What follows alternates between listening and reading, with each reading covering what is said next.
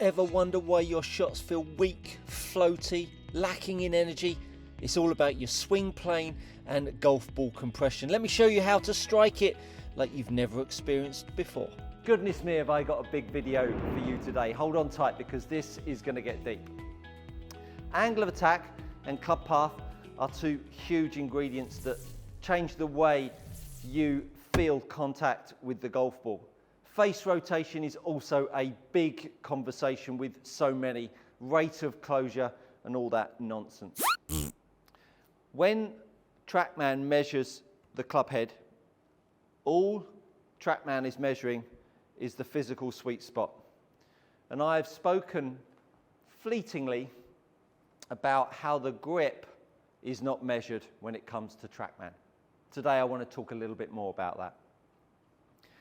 The pivot point of the swing, or the pivot point of the club head, is going to be the grip.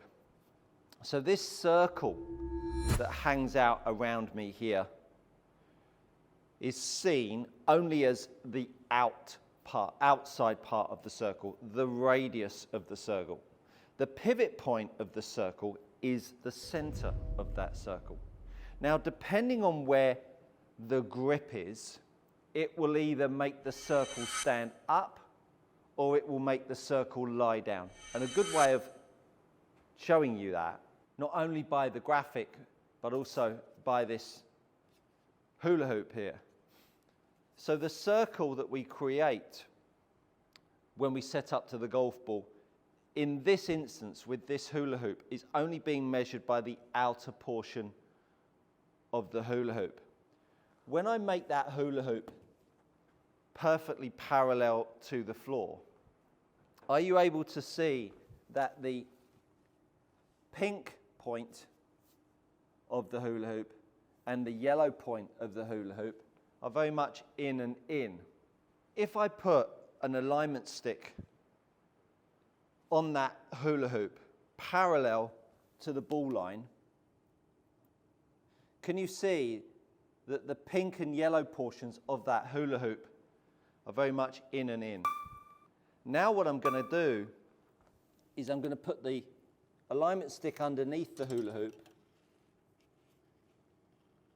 and then what I'm going to do is I'm going to lift the hula hoop up.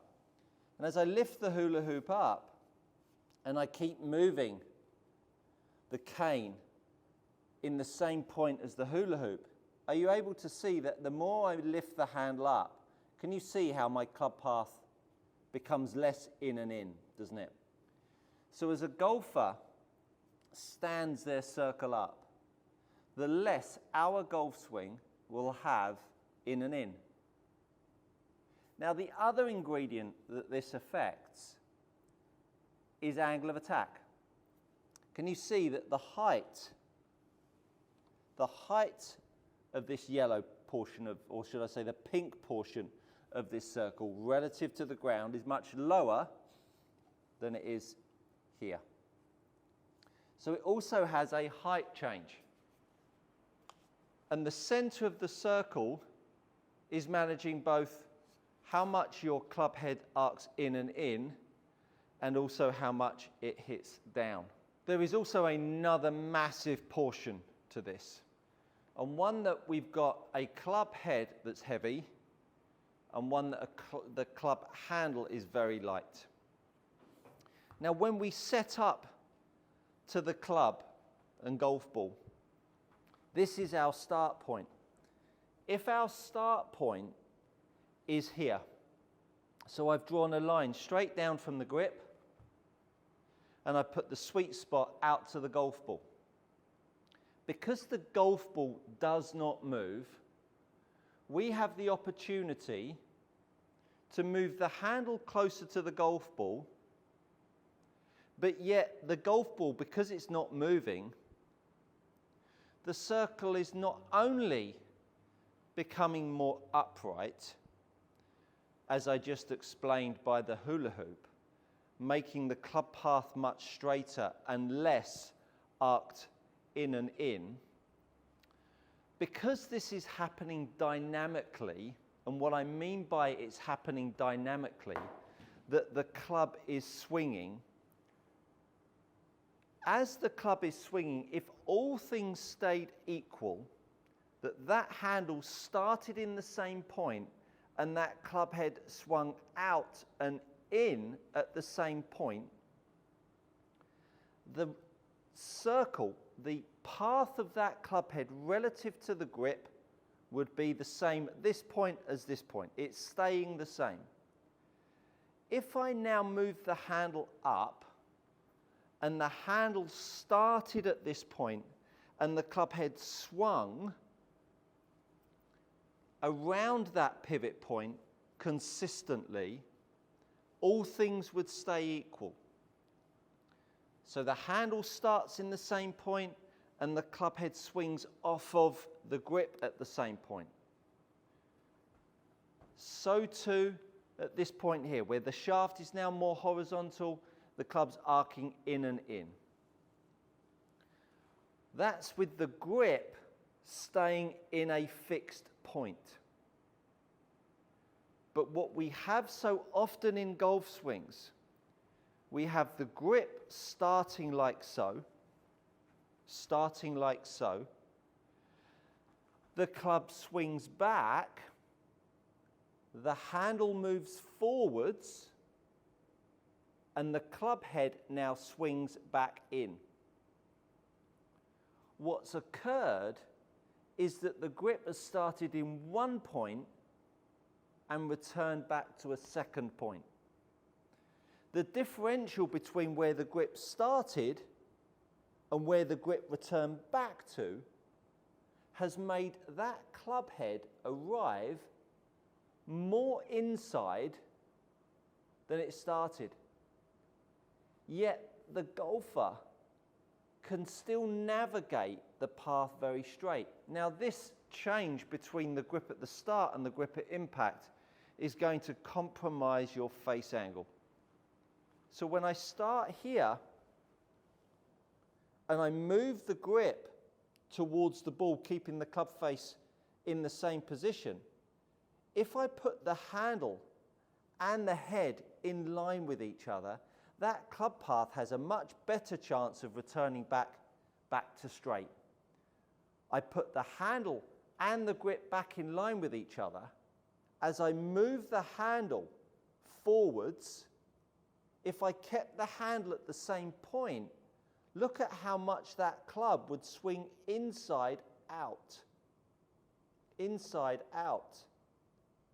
And so what the golfer does when he moves the handle forwards, he then stands up to create room for this club head to swing in. Now I've got a handle stood up and a club face that's pointing miles to the right, which is where we get this garbage of bowing the grip and lining the face back up. Now TrackMan will read, when that club comes into the golf ball, that club head will read as going straight at the point of impact.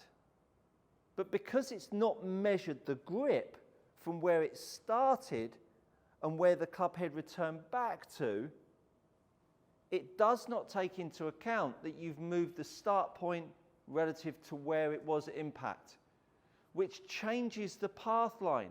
So if I start here and then I return back here and I make a club path that's straight, TrackMan didn't get that, stand it back up, and I make the club path straight, hopefully it got that one, you can see that that club path, as far as TrackMan was concerned, came from the inside at 6 degrees. Let me tell you. Does that look like 6 degrees to you? No. That looks like about 45 degrees. And that's principally what's happening when a golfer is feeling inside out. He's making the golf swing stand upright, which gives the golfer more of an opportunity to swing down the line. But by pushing the grip out to the right, it's kicking the head back and making it swing viciously inside out, which is why you get shanks just crap strikes, no angle of attack. You can see I hit up on that 0.9. This is deep, this is a biggie, and I'm not going to expect all of you to get this and see this visually. I'm going to try as hard as I can with the edit to get this visualization for you. Which is why when I talk about the pressure on the handle, and I talk about the grip pressure, getting this golf club to swing back out, as soon as you take the pressure off the grip, look how it raises the handle up.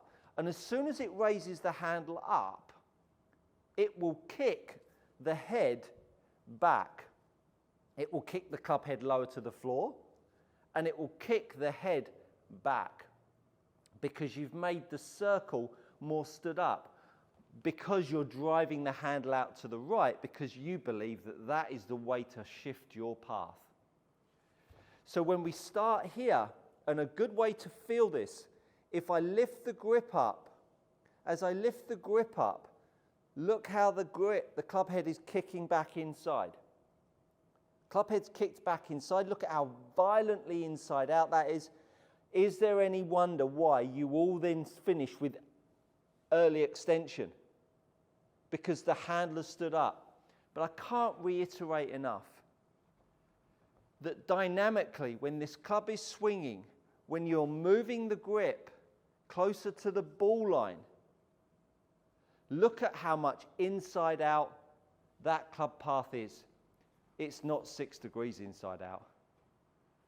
It is just violently 35, 40, 45 degrees inside out because of how much you've shifted that handle.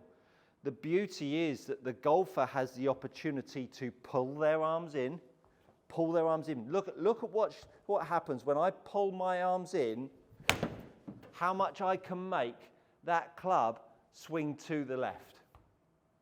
So if I've got handle lifting up and then a pull-in, can you see how I can trade off all of these movements to just make the path line up? And as a golfer, because we know that we're very, very good at feeling what's in our grip and in our hands, we can line this face up. Now look, all of my info on my YouTube channel is about managing these dynamics. So some of you might say, well, what's the fix, Stuart? The fix is watching my videos. That's the fix. Start with my setup series. Start with my backswing series, my downswing series, my impact series. That's the fix. Watch my broom series. It's dealing with all of these errors so that when you start to come back into the golf ball, the pressure on this grip, can you see that it's pulled the path much straighter? That club head is about 15 degrees inside out, yet the club head is way out in front of my grip. Yet to you, you'll all see that as outside in, and this incessant nonsense about getting the golf club inside out, and people talking about what's your dynamic loft at impact. Give me a break, fellas, will you? Give me a break. You deliver the club well, you put force on the grip and make your wrist angles hold the shape that they need to hold to create proper force on the handle. You will suck that club head back at you. You will reinstill the arc and radius of the golf swing so that this club arcs in and in instead of lifting it up, pushing it out to the right, which kicks the head back, which opens the face up, and then this garbage about bowing wrists and shaft lean forwards and all that absolute nonsense drives me wild. Sorry, it's just nonsense. Trying to layer on crap on top of crap on top of crap, and then we wonder why we get golfer's elbow, we get injured knees, we get injured wrists when we strike into a tree trunk or root, because we've corrupted our wrist angles so much, and then you get a violent stalling out. Of course, it's not, any wrist angle is not going to be great with that, but you've got more chance if your hand hits it like this and it does like this. Anyway, get off your soapbox, Stuart. But my point is, when you change this handle dynamically from the start point to the impact point, it's kicking the head back. TrackMan is only measuring the club face. I can make the club face do this with the handle stood up as a golfer can with the handle back here. But most people don't know what this feels like, because when the handle is then back down underneath the golfer, the club head is now lifted more up, the club head is kicked more out, which means they've then got to get themselves more into their left heel. Look how the club head is swung from the inside at that point. The club face is nicely orientated to strike in and in. Don't need any of this nonsense striking out to the right. You can see I've got 5 degrees of down strike. I've got a straight path and I've got a face close to path. The alternative is that I keep raising this grip up, which keeps on kicking that handle back, that club head back, which makes my club face meteorically open and turn the wrist down.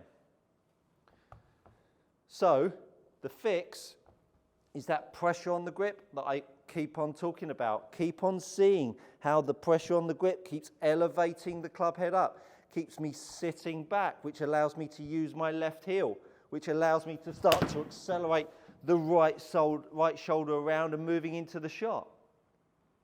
Very, very simple stuff if you appreciate the light end and the heavy end and how they work with each other. This is massive. I don't expect you to get it all. And I'm sure I'm going to have comments saying, if you're tired of paying too much for your premium leather golf gloves, head over to gxgolfgloves.com. These are gloves trusted by tour players and elite amateurs alike. Use my code GOODCOACHING to receive 10% off your next order. Go try them out. You won't be disappointed. All sorts of stuff. I understand that. But look, I'm just sharing what I believe to be true and what's going to give you the very best opportunity to play great golf, because we've got so many new golfers in this game and it's our job to keep hold of you. Hopefully that's been enlightening, and hopefully that's given you something that might encourage you to subscribe to my channel. Thank you so much for watching, and that, my friends, is good coaching.